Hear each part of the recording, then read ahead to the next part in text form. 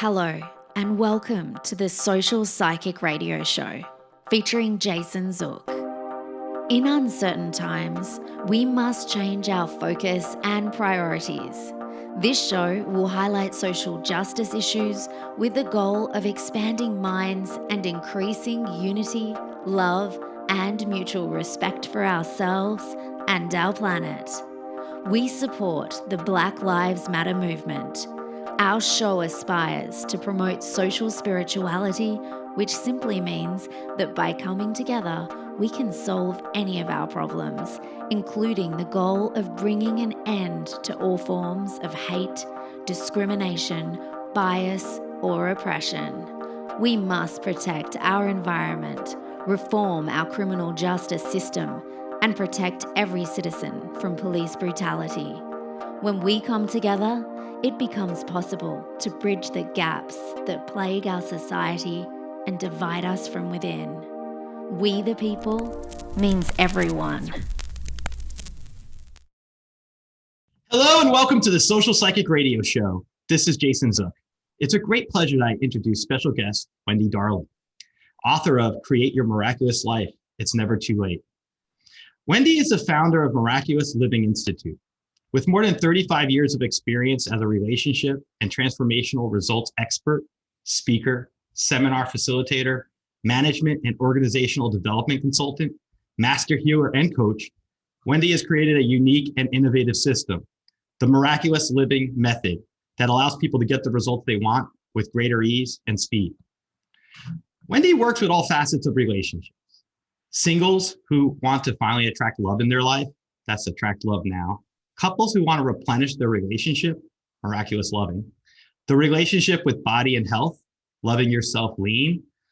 Business owners and executives with personnel to strengthen the team for greater productivity and profits. What I'll say is about this. Wendy certifies coaches and practitioners in her programs and methodology. And she's very, I would say her clients have described her as a fairy godmother. You know, we're going to talk about that during the interview, but when you think about it, when you have your clients describe you as a fairy godmother helping miracles happen, that's a pretty powerful compliment. Wendy formerly hosted 2 of her own radio shows and has been featured in Forbes as well as numerous other publications. And for our purposes tonight, she's the #1 best-selling author of Create Your Own Miraculous Life, It's Never Too Late, and also The Miracle That Is Your Life. It's with great pleasure I welcome Wendy to the show. Thanks. Welcome to the show, Wendy. Be here. Thank you for coming on. I appreciate it. And I'm looking at your book, and I appreciate you sharing that with us today. When I see your book and I think about people who write and have purpose, one of the questions I want to have is, what motivated you to create your miraculous life? It's never too late. The book itself? Yes. Well, first of all, it really started out more with the theme of it's never too late. I was rapidly approaching 70, which I have now accomplished. And there was still so much more I wanted to be doing. And so in that sense, I knew that there were fewer steps in front of me than behind me. I'm still rooting for lots more. But that was really prevalent for me. And then on top of it, we had this wonderful experience called COVID. And the world really got shaken up. And I know that there are a lot of people out there, even if we hadn't had COVID, that were really wondering, can I have a relationship? I hate my job. What else can I do? I've always wanted to fill in the blank. So I wanted to be an example that it's truly never too late. But quite honestly, it's when I was talking to my publisher, because I had already had my first book, as you mentioned, The Miracle That Is Your Life, which has a story behind it. I never thought I would be in this miracle business. And so she was the one, because the title, It's Never Too Late, just didn't fit. I knew that there was something more and I just couldn't quite grasp it. And she just said, well, Wendy, it's so simple. You're all about miracles. My business was rebranded after my last book. that Create Your Miraculous Life. I rebranded my company name to Miraculous Living Institute. I called my process the Miraculous Living Method. And so when she said that, I went, oh. That was your aha moment. Yeah. And I have to say, it was taking some effort, because not only were we in the midst of a pandemic, but also my son went through a really serious health crisis. Sorry. And so my life was not feeling miraculous. And I was praying for a miracle, mostly for him. And so again, I seem to put myself in situations where I really have to dig deep. And I had to dig deep on this one. And so even though my first book wrote itself practically, I wrote it in less than 5 weeks, part-time. This book took just so much longer, not because it had, really thorough types of information that I had to read. It just took me longer, because I have to be in an authentic place to be able to express myself or to write. Interesting, as you notice, I kept smiling when you say the word miracle. It's a word that I think has such a positive connotation. It just makes you smile when you hear it. Oh, I'm so glad. Absolutely, 100%. I want to know this. I looked at your book, and in your it's a forward of your book where you have Adam Markel, speaker and author of Pivot, Change Proof. I looked at that part, and he had defined the miracle as a mere change in consciousness. And then he said, small changes are the unsung hero of a better life. And I wanted to ask, based on our conversation today, do you agree with Markel about what he says about a miracle being a mere change in consciousness? And if so, how do you feel you could do so by taking the walk and making the call?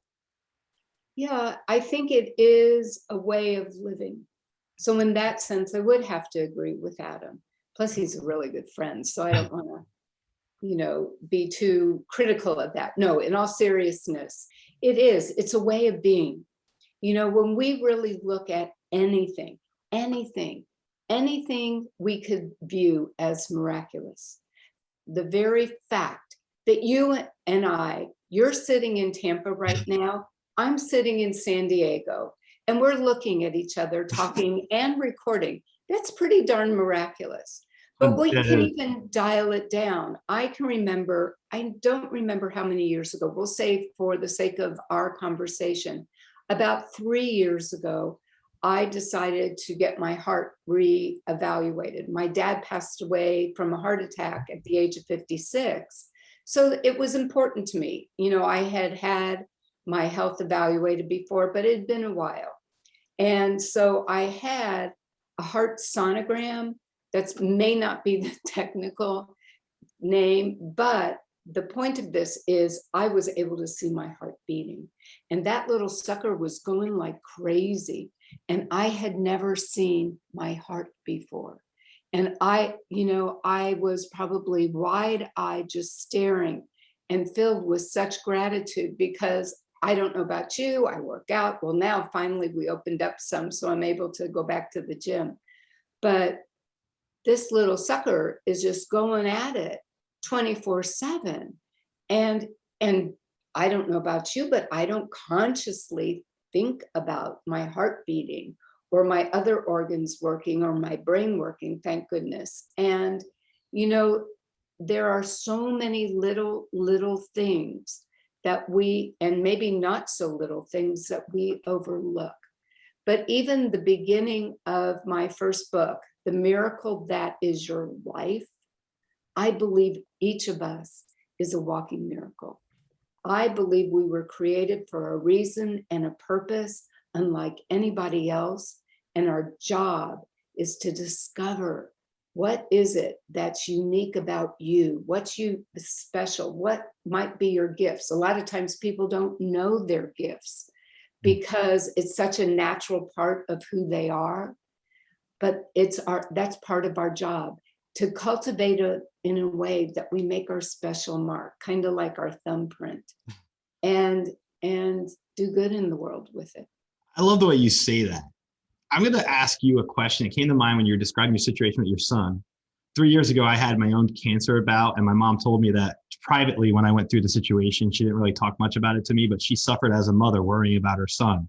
And so when you were telling me about your situation, I can completely empathize in that respect and know that I'm sure your son appreciates when you were there for him and all the worry and angst you went through. And the reason I'm sharing this with you is I'm thinking to myself, and I'd love to get your opinion on this.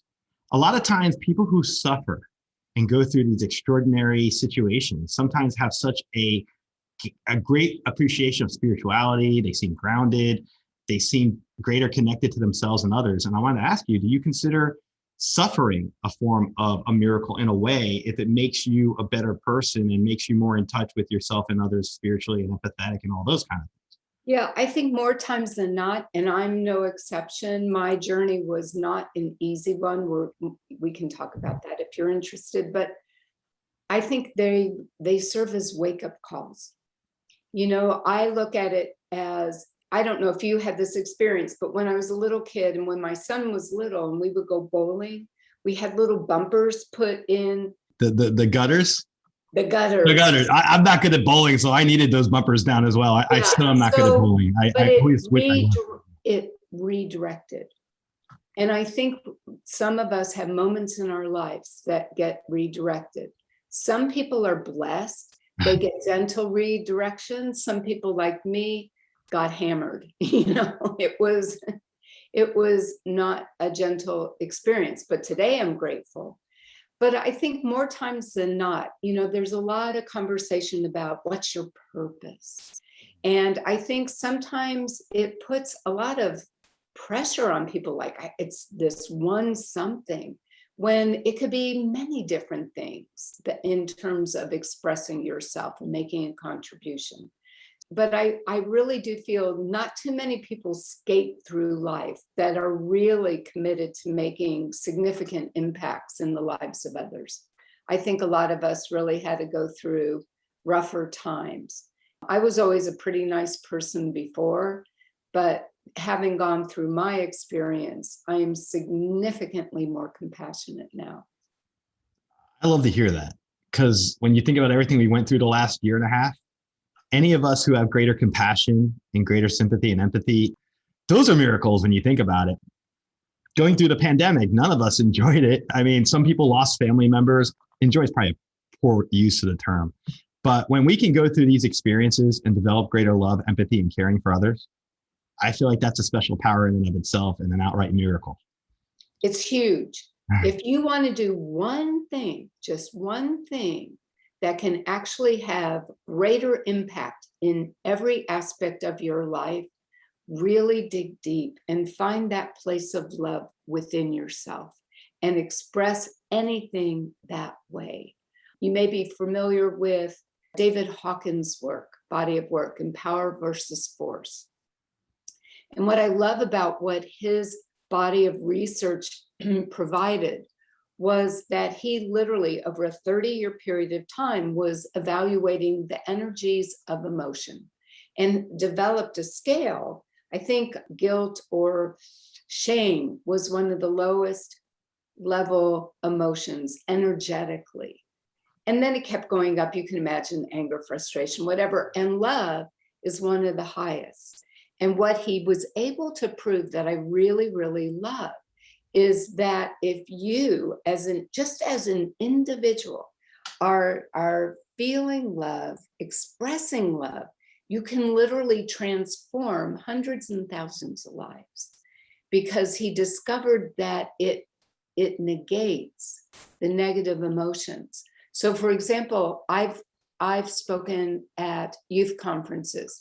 I teach kids about bullying, and that these kids are just people whose hearts have been stomped on. And so I teach them silently. I teach them how to do this. I have an exercise that demonstrates it, that if they just silently even send somebody love, they can fill those empty love wells of others, and it can shift. And I've seen it in so many different ways. And quite honestly, this is what I'm doing more and more, and having the conversation in companies and organizations. So interesting you talk about that, bringing up frequencies and sending love. I think that's such a powerful message. I have rose quartz in my hand as I say this, but I believe everything has frequencies to it. And I believe that if you do, in fact, send loving vibrations, as you call it, energy in our mind, we could think and send what we know what love is. It's like the most unlimited thing in this world, but few of us connect to it and understand it, appreciate it, and show it to others and share it. But it's an unlimited in source, I believe. And from my vantage point, when you say that, I think of, can you imagine like hundreds of thousands of lives through small acts of kindness, appreciation, mentorship? Those are purpose. Those build purpose for one's life, right? Absolutely. 100%. I love that. It really disturbs me and concerns me how many people are unhappy in our world today. Mm-hmm. And that's why those of us that have the wherewithal, we can make a difference. So many people think, I'm only one person. Yes, you are. but one person can positively impact. I apologize. I don't have the statistics in front of me, okay. But I know that Dr. Hawkins actually demonstrates that if you're coming from this place of love, you positively impact thousands of people. I've been in restaurants and waiters are just rushing around and they're all stressed out. And I'll just send some love and they come back and they're chilled and they're happy and they're great. So you just never know. Can I ask you this? It might be a basic question in case let's say we have a layperson in our audience who's not so well-versed in the stuff we're discussing right now, because it's something you get used to over time. What if someone's listening right now and they say, okay, I have an ex I haven't talked to in a while. I'd like to send them love. How do I do it?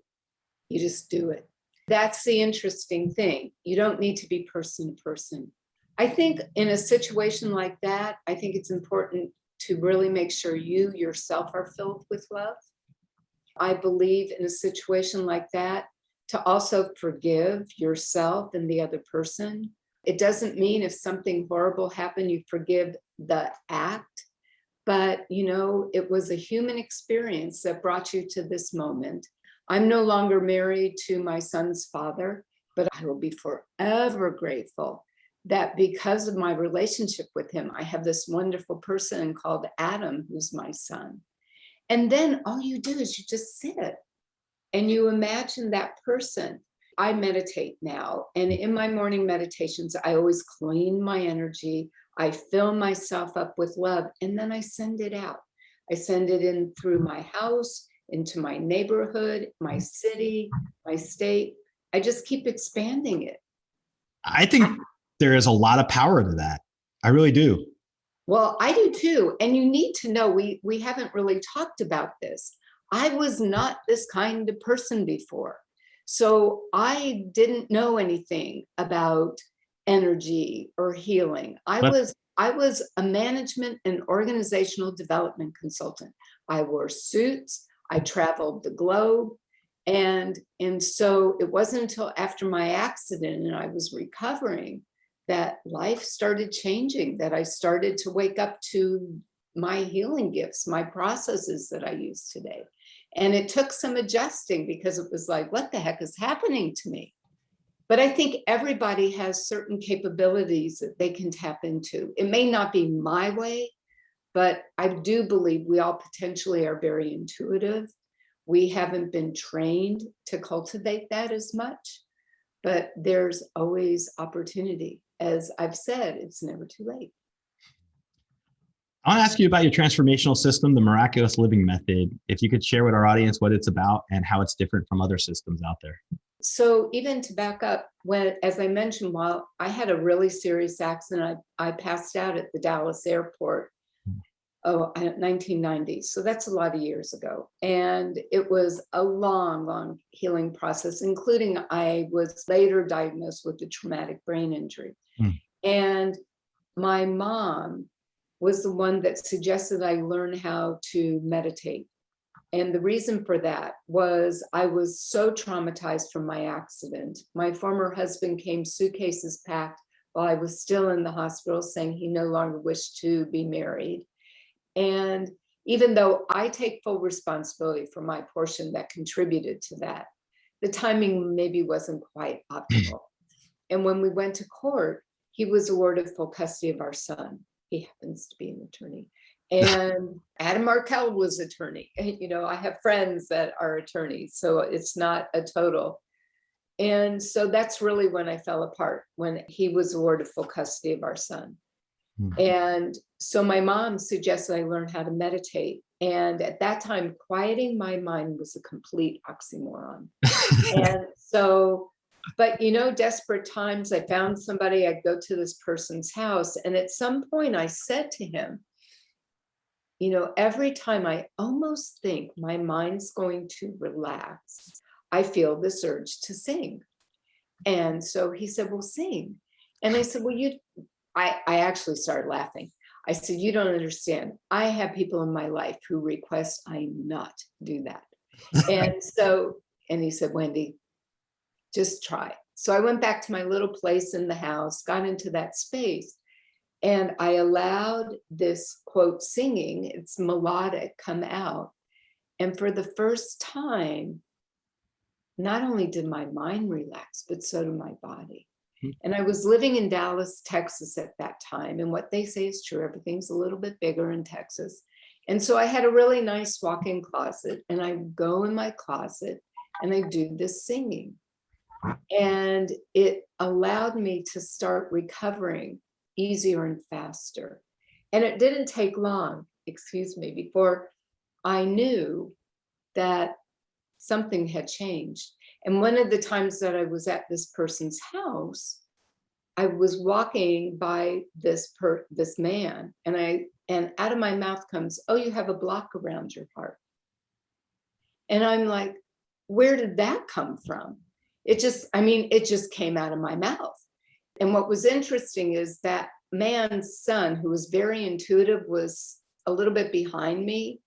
And I'm walking forward and I hear him saying, hey, you got a block around your heart. And I'm like, what is happening to me? So I started seeing energy, and I had not done that before. So, being a curious person, I started playing with it. So I really am leading up to answer your question, is I eventually began to really cultivate this. So first of all, when I work with people, it's kind of like magic wand time. It's like, so what do you want to have? What do you want to be experiencing in your life? And so we look at where they want to be, where they are, and I help to close that gap. So part of it is sound healing. Part of it is when I work with somebody, I can see where the energy is stuck. And so it's kind of like a Rubik's Cube of a different kind, kind of releasing what is out of alignment. We infuse a lot of love, a lot of new energy. So it's really fixing everybody up really good. And what really does set me apart, two things. I also received designs that came to me, and it was kind of like a spiritual paint by number experience. I just had this urge again to do something, and I would put a piece of paper down and was like, oh, pick up the red. And and little by little, I would have these designs, and people evaluated them. And we've talked about energy, and they were off the charts. The transformational cards alone are very effective. You put your hands on them. I use them in a lot of different ways, like in my workshops.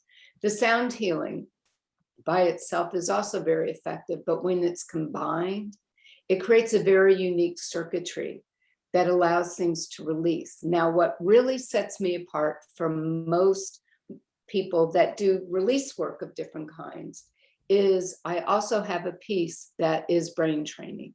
So we work with the mind to strengthen the mind so that the mind is now in alignment with the heart.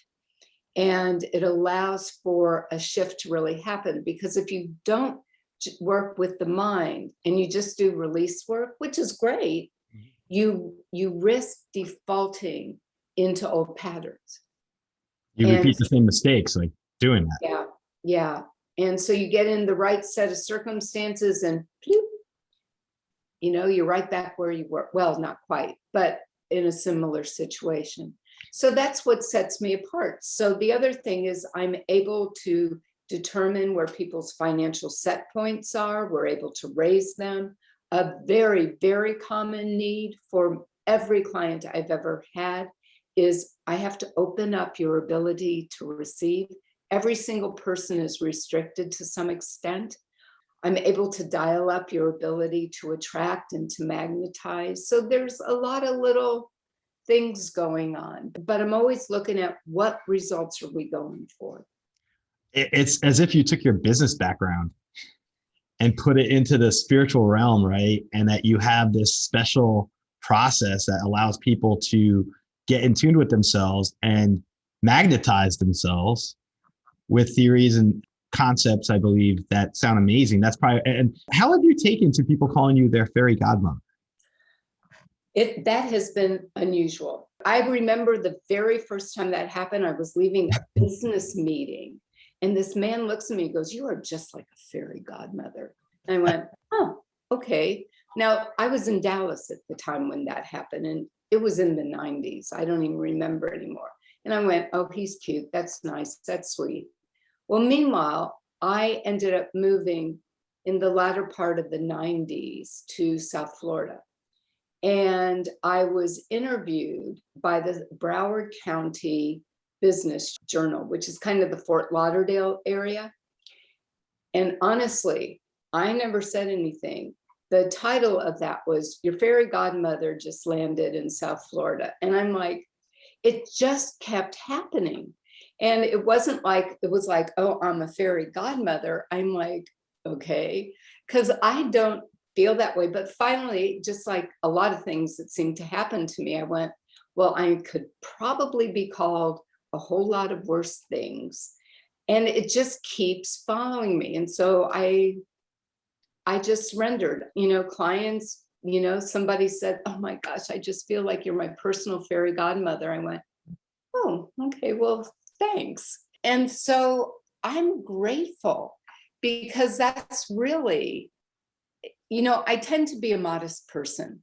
So when somebody calls me a fairy godmother, I'm like, I'm not a bippity boppity boo kind of girl, but maybe I am, and I'm just in denial. And it's a gift.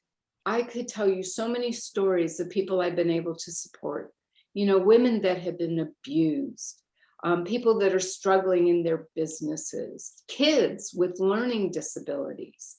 I mean, I could just keep going. And so you can call me whatever you want. You can even call me weird. That had certainly happened. And we're all weird. I like being called weird. It makes me feel special and unique as compared to being worried about that, right? Yeah. So it's really been a gift. And, there was a time I was at a workshop and this woman says, "God just told me that you're my fairy godmother." I think my knees got weak on that one. I was like, okay, I'm not going to argue with that at all. It's funny when I do my episodes and I have special guests like you on, my mood automatically gets elevated as we do the interview. We talk about these amazing topics. It's like a form of miraculous healing on its own. You were talking about healing, like sound healing. And I believe there's various modalities that we can have that are natural, like going out in nature and sitting by a tree or going for a walk or meditation or crystal healing or sound vibrational healing. I mean, there's so acupuncture. There's all these modalities. Oh my gosh, just taking a shower. I don't know about you. I get some brilliant things happening in a shower. It shows all those miracles we're talking about. These healing modalities are form of miracles. Wouldn't you agree with that? Oh, absolutely. Absolutely. When I was in college 50,000 years ago, and I was in graduate school, 50,000 is a slight exaggeration, but it was all talk therapy. And it was the best we knew at the time. But now there's so much more we can do that can help people shift easier and faster. And I love that. I don't want people to work with me forever. I'm blessed. People will come back after a little while, maybe for a tune-up. That's what we call them. Or, I've had a couple of clients that, they had such big missions and they were really growing their business and they just wanted to make sure that they stayed the course. But, most of my clients don't work with me all that long. Maybe 3 months is the average. But That's great. That's great. I mean, that says you have effective results. If people only stay with you for 3 months and then they come back for a tune-up later, I mean, you can't even do that with a brand new car. We try to get our car serviced. We got to go back every once in a while, and it sure isn't a fun process. So being able to tune up the spirit and give people the right healing modalities and approaches and paradigms, I think is priceless. Yeah, because also I teach people how to do this. I don't want people to be dependent on me. Financially, probably that would have been nice, but it's all worked out fine. So I want people to just kind of shed what needs to be shed, realign where they need to realign, and be off with themselves. And that's kind of what happens. And I love that. I want to ask you about your results accelerator process. And if you could explain to our audience what exactly that is. It's mentioned in your book, and I think it's important to bring up. Yeah, thanks. I no longer remember when this happened or how it happened. It's been quite some time ago. And first of all, I was already shifting the way I looked at how I was helping people. A lot of my original training was you were looking for what was wrong and to fix it. I don't do that. I look for what you're wanting to create, and the other kind of gets taken care of, which is really great.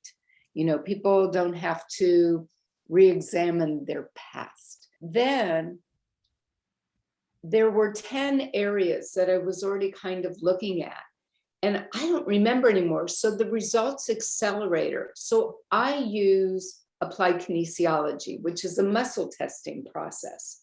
And I'm able to gather information just beyond intuition. And I use it sometimes just to make sure I'm fairly intuitive, but I sometimes like to neutralize me and see what really wants to happen.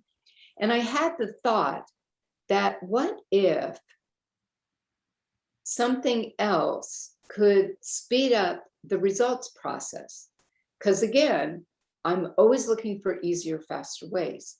And what I ended up doing was I took these 10 categories and I would test what was the results accelerated. So to give you an example, because this is one of the very first ones I ever did, somebody had come to me, their business had taken a pretty significant nosedive. They were doing consulting work and nothing was sticking, and they were really concerned. And so I shared that I just recently had this thought of a results accelerator. And so I tested, and this person's entry point, their kingpin, so to speak, where they needed to focus first, was they needed to date.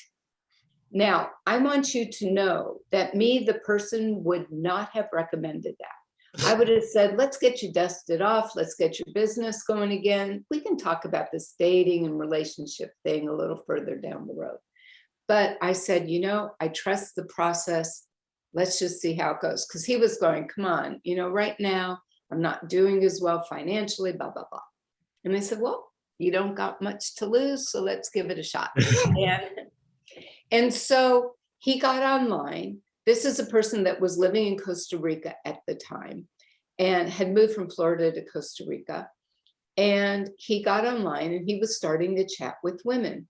And within a very short time, he met this woman in Brazil, and they just had this amazing connection. Now, even before that, I believe, or right around that time, he landed a huge contract. And meanwhile, this relationship really was solidifying. He, within a short time, it's so many years ago, I don't remember, but we'll say it was 3 or 4 months, he moved to Brazil. His business was the type of business he could do virtually. And things were just going crazy. Another woman came to work with me because her friend had released 60 pounds working with me. And she wanted that to happen for her. Well, her results accelerated was her career. Now, in her case, she didn't like that. She said, I didn't come to you to talk to about my career. And I said, I know, but let's just explore this for a minute. Well, as it turned out, she was really unhappy in her job. So we talked a little bit. I helped her with her resume. We dusted things off. She actually got a new job within 3 weeks. I remember that. And guess what happened after she got the job? New relationship. Her weight started releasing. Oh, yeah, I was gonna say new relationship after that. This one was already married. Okay. But her weight started releasing. So a lot of times it's not, direct like money and business. And sometimes it is, but sometimes it's a different area that somehow contributes to what you're really wanting to happen. Remember, I'm looking for how can you get your results easiest and fastest. And as you mentioned, it's in my book. There's a link that you can go and I teach you how to test it for yourself. Do you feel that when you determine, like, for example, your first example, you need a date in order for your business, or in your second example that you gave, do you feel that it's intuition that helps you pick up that missing piece? I think when you're describing that, I think of like the Trivial Pursuit pieces with all the little pieces of the pie, and you pick that one missing piece that's not in there, insert it in there, and put the person at their best. I wish I could tell you how this all works. Okay, if you can't, I respect the process. I was just curious. Yeah, no. But at the same time, what I love about this is I can't explain everything. And if we lean more into it, isn't it great that we really don't have to figure everything out? That's true. That's true. And when we tap into that beautiful part of us, our intuition, your internal guidance system, if you want to call it God, if you want to call it the universe, if you want to call it Fred, whatever that is, really has your back at all times. And it's the greatest thing to live life by. Have you ever had anyone come to you that deals with, I've had clients come to me in the psychic realm asking me about twin flame dynamics, where they're in a twin flame relationship and one's a chaser and the other one's a the runner and chaser kind of thing. And it seems like the people I've worked with, they feel torn apart in such ways by it. They suffer the darkness of the soul when they're separated from each other, or the universe will put them in these synchronistic situations, like one will show up at an airport and the other one's there and they're like, whoa, what's going on here? It makes absolutely no sense at all. I want to ask you, what's your viewpoint on that when it comes to what you do in the area of miracles to help someone deal with that kind of dynamic? Because I've had a lot of people ask me that question. Yeah, it just really depends. I do think, as I've learned and gathered information over the years, I do believe we come in with soul contracts of how we're to evolve. Some people have experiences in a relationship. I personally have not tapped into a lot of people that have twin flame experiences, although I have some. I come more from a general, okay, so what is wanting to be expressed from you, within you?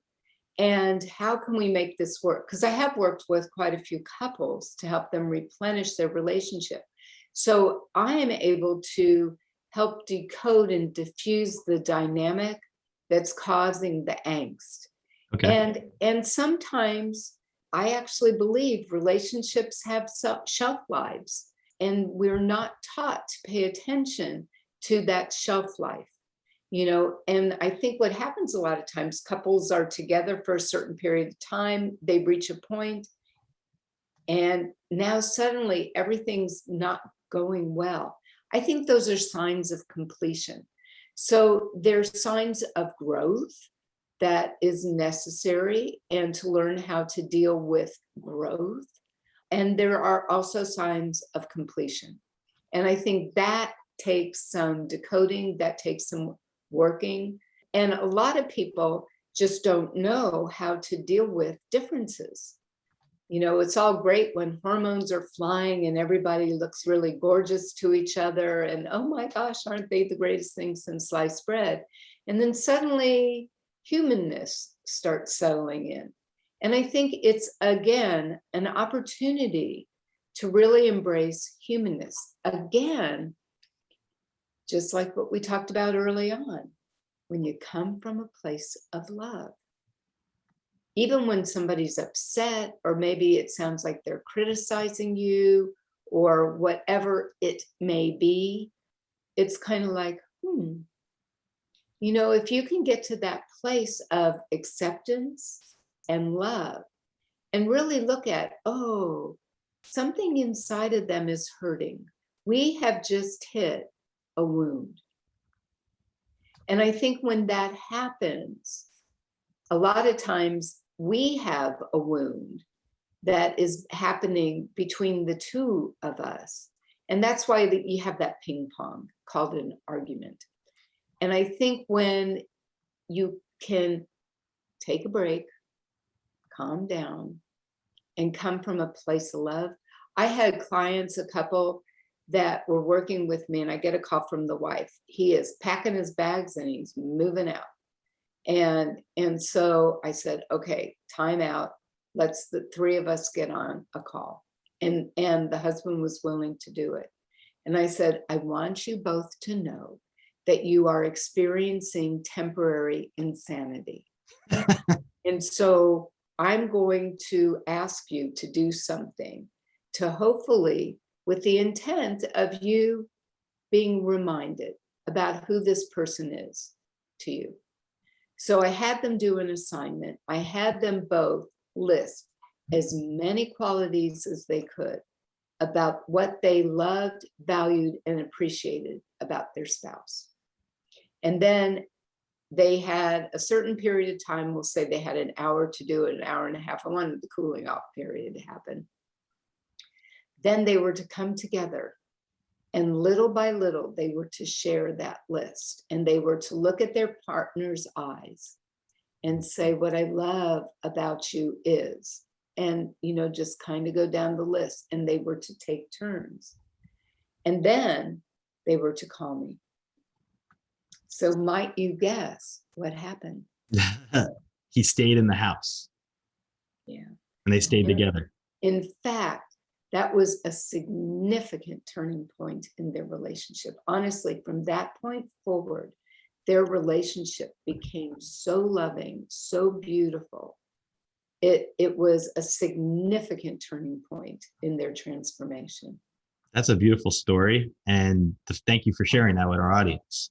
I love to hear the application of this stuff in real life, because that's what I think our audience benefits the most from, is if they think if they're dealing with financial job loss due to the pandemic, for example, or they're dealing with some really trying situation, they could listen to our episode, go to your site, which, by the way, I want you to share with our audience your site and your contact information at this point, by the way, and they can find out more about everything about you and look at this book and just change their viewpoints. It's miraculous. It doesn't have to be hard. It's just a matter of there are moments that me too. I mean, it's not like I walk on water. I have my moments too, where my eyes roll a little bit, or I get a little tweaked. And so, first of all, to answer your question, it's very easy to find me, wendydarling.com. And Wendy is spelled with a Y, W-E-N-D-Y, and Darling, D-A-R-L-I-N-G. If people want to reach out to me, it's wendy@wendydarling.com.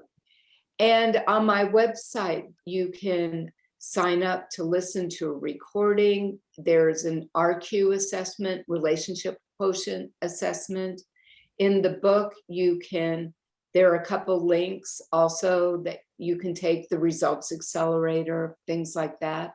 You can find the book on Amazon.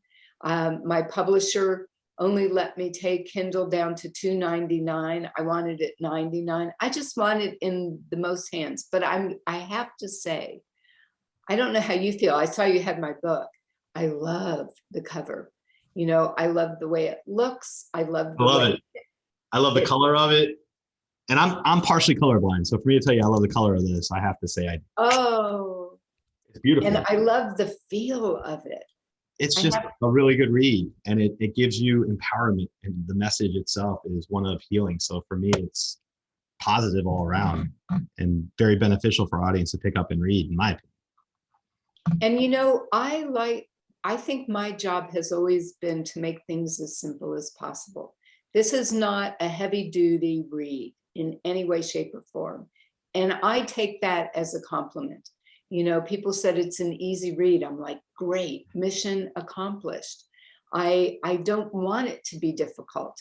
And there are exercises in there. There's stories of people that have either worked with me or people that I know that have accomplished some really beautiful things. And because I do know that if there's something in your heart, it's your truth. And if it's your truth, there is an opportunity to turn that into a reality. And my job is to help remove the interference that's keeping that from happening. What's been the most amazing thing that's happened to you since January, and why? This past January, this year? Yes. I think my son getting well. Excellent. Something made me ask you that question. I feel like just thinking about all the things that you are sharing with our audience, I feel like your message is so positive and relatable that for me, sharing this information with our platform here, it's rewarding to me. It empowers me personally listening to you talk about this stuff. And it makes me want to incorporate more of the positive approach, transforming things and looking into how to spread love more in our lives, right? I mean, that's like, if you boil it down to something like that and you think about it, it's probably one of the best messages we could hear today and any other day this year or before, in my opinion. Like talk about love, talk about empathy, caring, and understanding, and just doing these things that you can approach with the right set of tools and the right frame of mind. Just last night, yesterday, late afternoon, my family had gathered in Seattle for a little family reunion. And, after the past year and a half, it was so wonderful to see people in person, hug people. My son actually organized us all going up there. He lives in San Francisco. And on the plane last night, we were about ready to leave, and I just had this pull to turn around. And there's a woman on the other side of the aisle behind. John and I were sitting side by side on the aisle. And I look at her and I'm like, this woman is not well. And I'm trying not to just, stare at her, but she is clearly in distress. She is clearly, quite honestly, she was on something. And she was spastic in her movements. She couldn't sit still. Her eyes were glazing over or closing. And meanwhile, we're pulling out of the gate. And I'm thinking, this is not good. We're going on a 2.5-hour flight with somebody who is clearly out of it. And, intuition, first of all, it was very synchronistic. I had a flight attendant sitting in the window seat in my row. And I leaned over, I told her what was happening. And I said, I think we need to do something. And so she alerted a flight attendant. They came back, they saw it immediately, and they were able to act. So we ended up, we were taxiing to take off. We ended up turning around. And the point of what I'm going to say is she potentially could have been a real problem being taken off the plane. I sat there and I sent her love. And just with the intention of calming her to the point. So we get to, the pilot announced, we have a medical situation. We're just going to need to go back to the gate. I'm sitting there going, I've never been responsible for turning a plane around and having somebody escorted off. And the medic came on. They said, you need, talking to her, she said, I want to be on this flight. And he said, we just want you to make sure you're okay. We just want to check you out. You know, he was working. And meanwhile, this big beluga comes on. You know, it's like, she's going to get off the plane. and they were able to do it gracefully. And yes, we were about 45 minutes late leaving, but the flight attendants were extremely grateful. I said something. The people sitting next to her, I could tell it was a couple, and I could tell they were uncomfortable, but nobody was talking. Actually, it turns out there was a flight attendant off duty in uniform sitting behind me. She said, I saw her and I didn't know what to do. And I'm like, and so she said, I was really hesitant to do something. She was apparently trying to text flight attendants, but couldn't get through. And so we were blessed in the sense that, so they were thanking me for speaking up. Doing the right thing. Something. Yeah. And I said, because even the flight attendants were saying, we, first of all, were concerned about this woman's health and well-being. And then secondly, if something would have been happening in flight, it would have been the flight attendant's responsibility to try to navigate it and potentially put other people as well at risk. But the point in really sharing it was I sat there sending her love because I wanted it to be a calm experience. And it was.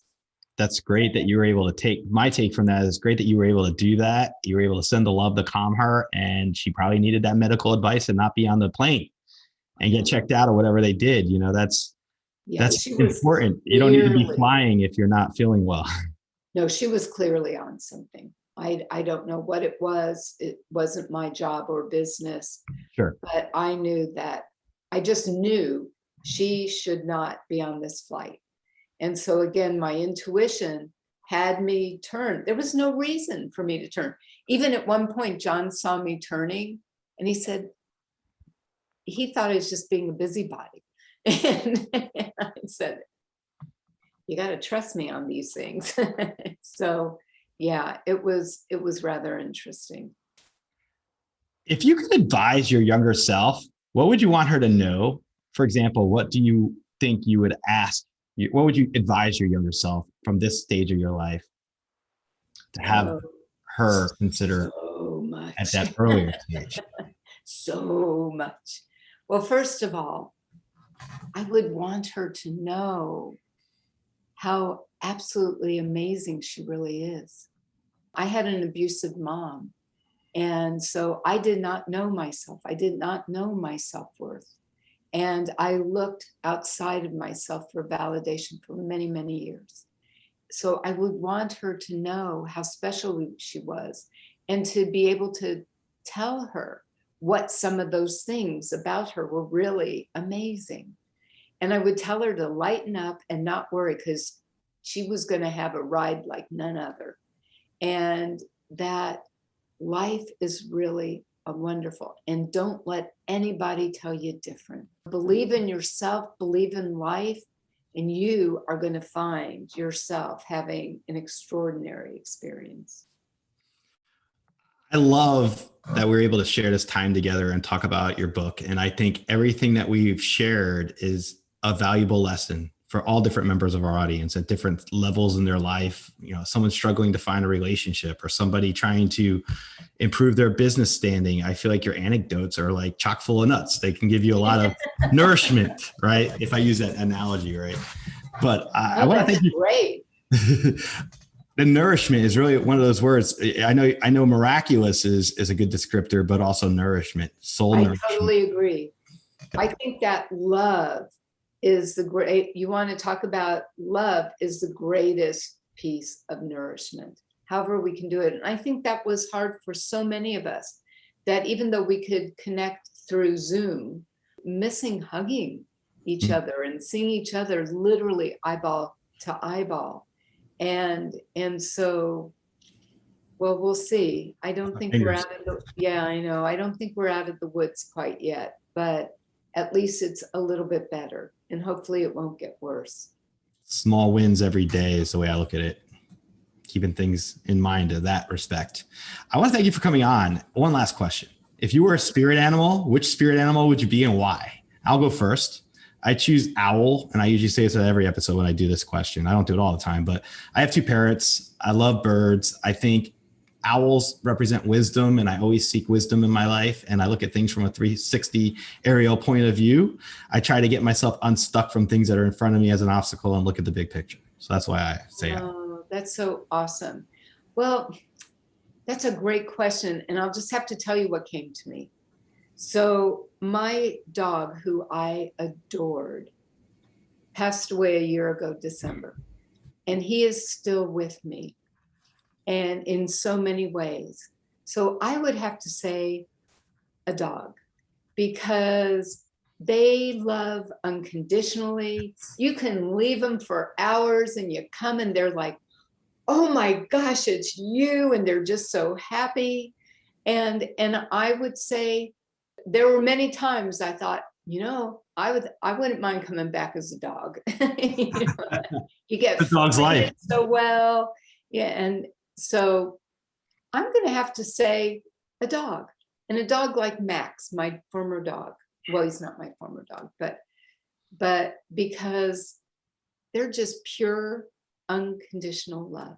I think that's who I intend to be in life. I'm grateful that I'm 70, I'm healthy, I have wisdom, and I have wisdom to know how much wisdom I don't have. But I think that, again, unconditional love. I'm going to be a puppy. I love puppies. Everybody loves a puppy. So that's a good choice. Very good choice. I just want to thank Wendy Darling for coming on the show today. Her book, Create Your Miraculous Life, It's Never Too Late, is now available. Check it out. Go to her website, wendydarling.com. And my take from today is a couple of things. One, when you deal with acceptance for yourself and you look at the challenges and tribulations that we're dealing with in this day and age, post-COVID, hopefully post-COVID, we should say, but even before COVID, we all have these challenges in our life, in our various roles, and our relationships. And one of the most important things that I take from today's interview is, when it comes to your relationships with yourself and your relationship with others, the most important connector there is love. Love is all you need.